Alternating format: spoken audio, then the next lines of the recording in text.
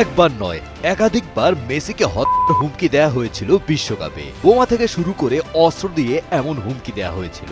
যুক্তরাষ্ট্রের FBI ও অংশগ্রহণকারী দেশগুলোর পুলিশ নিয়ে গঠিত আন্তর্জাতিক পুলিশ সহযোগিতা কেন্দ্র IPCCর গোপন নিরাপত্তা প্রতিবেদন থেকে উঠে এসেছে এমন চাঞ্চল্যকর তথ্য।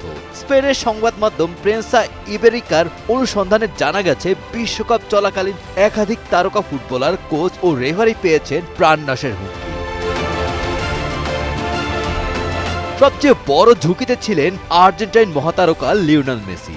আর্জেন্টিনা জর্ডান ম্যাচের দিন ডালাস বিমানবন্দরে পুলিশকে ফোন করে এক ব্যক্তি দাবি করেন তিনি 2 সহযোগী সহ বোমা এবং AR-15 রাইফেল নিয়ে স্টেডিয়ামের দিকে যাচ্ছেন। পুলিশের দাবি তাদের লক্ষ্য ছিল মেসি সহ 2 দলের খেলোয়াড়রা। আর্জেন্টিনা মিশর ম্যাচের আগে মেসিকে বোমা মেরে হুমকি দেয়া হয়েছিল। ম্যাচ চলাকালে স্টেডিয়ামের ডাস্টবিনে বোমা থাকার খবর পেয়ে তল্লাশি চালায় বিস্ফোরক বিশেষজ্ঞ ও প্রশিক্ষিত কুকুর। রেহাই পাননি ক্রিশ্চিয়ানো রোনালদো। তার হোটেল সম্পর্কে সন্দেহজনকভাবে খোঁজ নেওয়ায় এক ব্যক্তিকে গ্রেফতার করে পুলিশ। এদিকে ইংল্যান্ডের বিপক্ষে সুযোগ নষ্ট করায় নরওয়ের খেলোয়াড় আলেকজান্ডার সরলথ ও তার স্ত্রীকে হত্যার হুমকি দেওয়া হয়।